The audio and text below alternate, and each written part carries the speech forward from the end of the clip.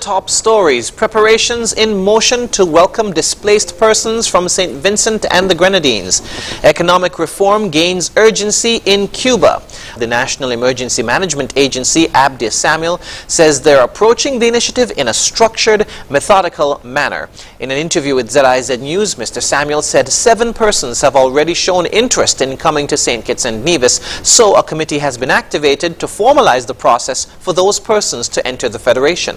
Access this particular, we would have spent significant time putting together the committee that was approved by the federal cabinet and having the committee operationalized in getting the plan together so that we can start to take in these individuals from St. Vincent and the Grenadines. So it's not a free-for-all type of approach. It's going to be properly managed. It's going to be well structured and methodical in the way persons access this particular service from St. Kitts and Nevis. He said the Federation would be welcoming the evacuees in small groups using guidelines set out by the COVID protocols. Of the number of persons that at an average that we receive on the aircraft or airlines, the jets coming from the United States of America, the average is about 50 to 60. So there's a mechanism in place that if they come by air, we can process them through the airport using the existing mechanisms. He said the visitors would be quarantined and tested over a 2-week period. They would also be monitored and evaluated to identify any challenges that they may be experiencing during the move that may require an intervention from the government of St. Vincent and the Grenadines. There is no date set as yet for the first group of displaced persons to arrive. Meanwhile, the Ross University School of Veterinary Medicine recently joined the Federation's national response through the National Emergency Management Agency, NEMA, to provide aid and relief to the people of St. Vincent. The veterinary school joined with many other businesses and individuals from the local community to aid St. Vincent and the Grenadines as they navigate these tumultuous times consequent to the recent eruptions of the La Soufrière volcano. RUSVM Dean Sean Callanan and his staff provided cases of drinking water, personal hygiene items, cleaning supplies, and bleach and pet food for dogs and cats, approximating some $18,900. The external logistics for the humanitarian relief effort were coordinated by SEDEMA, the Caribbean Disaster Emergency Management Agency, in connection with tropical shipping. In other news, product labeling contains extremely useful information. However, it's often overlooked completely by some consumers, while others may read but not fully understand the information provided on labels. On a recent edition of the program Working for You, officials from the Department of Consumer Affairs highlighted the value of labeling and urged customers to carefully read all labels when buying items. Senior Consumer Affairs Officer Trista Watley-Stennett said companies present attractive pictures on their products that might serve as a distraction. Read what is behind the picture, what is next to the picture. You have to always keep reading to know if it is healthy for you, if it is important to you, if you're allergic to the item, and of course, if the item is valid, if it is good or it is expired. Director of Consumer Affairs Paul Quealy helped to clarify some labels that frequently puzzle consumers. They are Best By, Sell By, and Best Before and Expired. As it relates to Best Before, Mr. Quealy stated that this relates specifically to freshness. The product is still usable, but the quality is slightly reduced. Expired, of course, is expired. You should not eat it, especially if it is an item containing milk, because you could end up in the hospital or you could even die. The director noted that the sell by and use by labels are store related and refer to stock turnover rather than product freshness. We now move to news on the regional scene. Cuba's ruling Communist Party is meeting this week to elect its new leadership and decide on its direction after its head, Raul Castro, stepped down on Friday. The government is under increasing pressure to reform its economy, which the coronavirus pandemic has battered. Al Jazeera's Teresa Bow reports. If there's no radical change in the system, there's no way out. There has to be a different way of thinking. If not, then I'll have to see how I escape this place. I've been a cook for 10 years, and because of the pandemic, we have no work. Social reforms over the past decade, including the expansion of internet access, have strengthened Cuban civil society. And many are now daring to speak out. Small protests have cropped up despite tight control by authorities. Cuba is in the middle of an economic crisis, both because of the pandemic that's hurt tourism, but also continuing and crippling U.S. sanctions. This week, the government announced it is loosening a decades-old ban on slaughter of cattle and sale of beef and dairy. Ranchers will be allowed to do as they wish with their livestock after meeting state quotas. Luis Arturo Pérez says this will allow him to increase productivity. For 60 years, we did not have the right to eat an animal. However, as long as I comply with the regulations that are now being imposed on me by the state, this opens up an opportunity. It will also enhance and increase the production of cattle in the country. But economists say much more needs to happen for the country to get on the road to recovery. The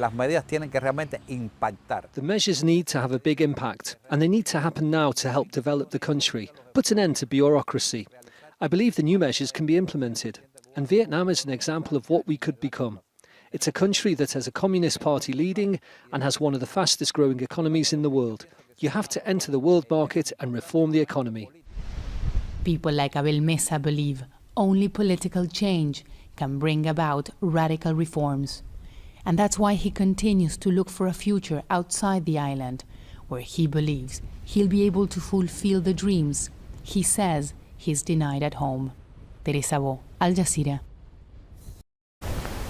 Still on the regional scene, in Guyana, more than 100 nurses who continue to protest the removal of the chief executive officer of the Linden Hospital complex have received warning letters from the Ministry of Health concerning them being absent from duties without leave or adequate excuses.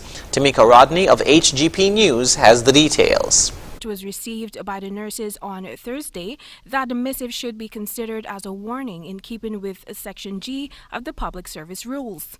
One of the nurses who spoke with Nightly News on the basis of anonymity said that the deductions for 19 days in March are to be made from her salary. On those days, she was participating in the protest actions. She noted that the deductions will likely reflect in May's paycheck. However, the nurses say they are prepared to continue the industrial action even if it means sacrificing money. In all honesty, nothing that we are doing is illegal. This is a very legal industrial action, and we are seeing that letter is a form of intimidation towards us, and we are still not giving up.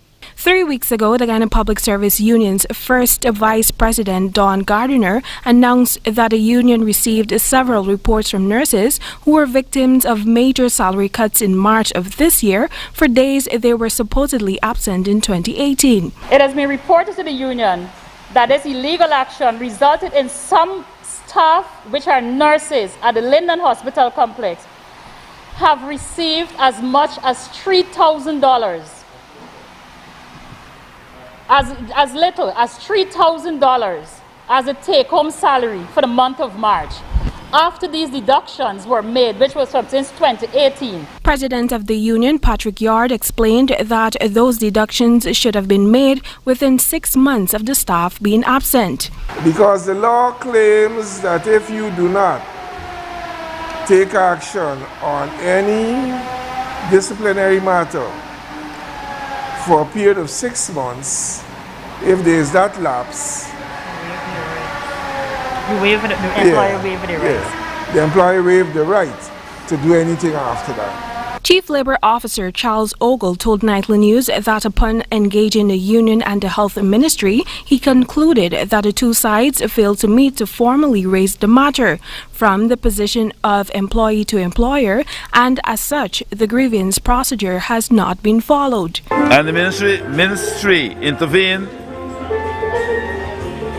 with the intention of solving the matter, but then we realized that the parties did not have no meeting at bilateral. So before any matter should come to conciliation, it should exhaust the grievance procedures.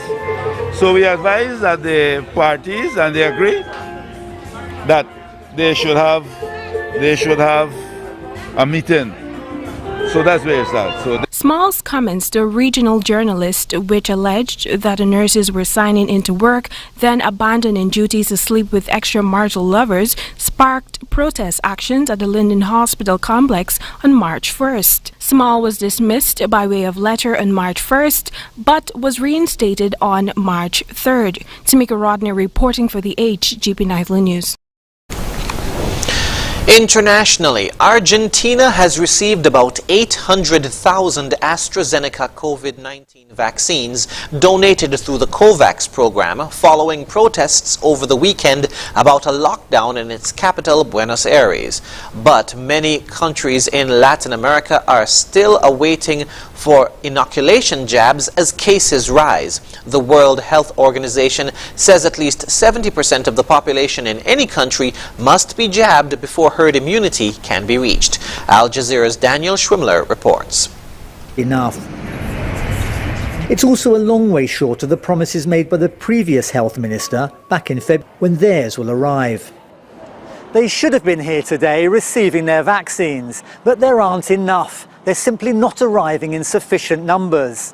In the meantime, the only other way to contain the virus are further lockdown measures and to keep waiting patiently. Health workers in Mexico were among the first to be vaccinated back in December, optimistic then about a future that has still not arrived. The vaccine will be of great help in reducing the deaths that we health workers have. There is no space in hospitals, and so I think this is a good opportunity. There's a similar picture across much of Latin America, where more than 25 million people have been infected and 800,000 have died. But less than 4 million vaccine doses have arrived in Colombia, 500,000 each in Bolivia and Ecuador, and just 250,000 in Venezuela, where health workers have been protesting. Our fight is to call for vaccines. Neither the government nor the president have pity for the people. Let the vaccines in. Give us protective equipment in hospitals so that there are no more deaths. The World Health Organization says that for the vaccines to be effective, at least 70% of the population must be covered.